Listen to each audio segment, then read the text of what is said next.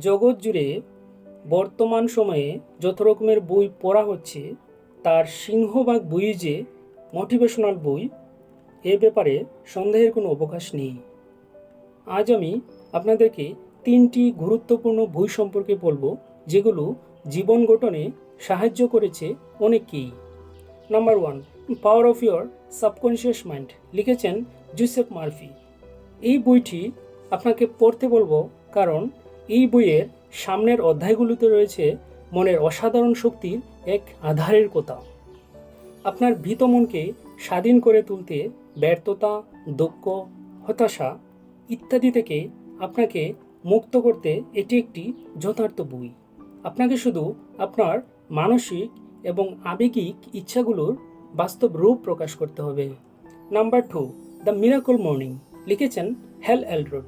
জীবন বদলে দেওয়া এক অমূল্য বই হ্যাল এলরডের দ্য মিরাকল মর্নিং। প্রকৃতপক্ষে এটি শুধু একটি বই নয়, এটি জীবনযাপনের একটি নতুন পদ্ধতি।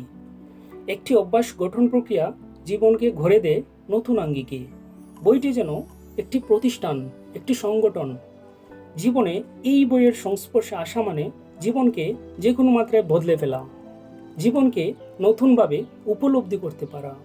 নাম্বার 3, টাইম ম্যানেজমেন্ট, লিখেছেন ব্রায়ান ট্রেসি। সময় একটি মূল্যবান সম্পদ, এটা আমরা সবাই জানি। সবার কাছে সমান সময় রয়েছে, পার্থক্য শুধু সময় ব্যবস্থাপনায়। সঠিকভাবে সময় ব্যবস্থাপনা করা হলে যে কোনো টেনশন বা মানসিক চাপ দূর হয়ে যায়।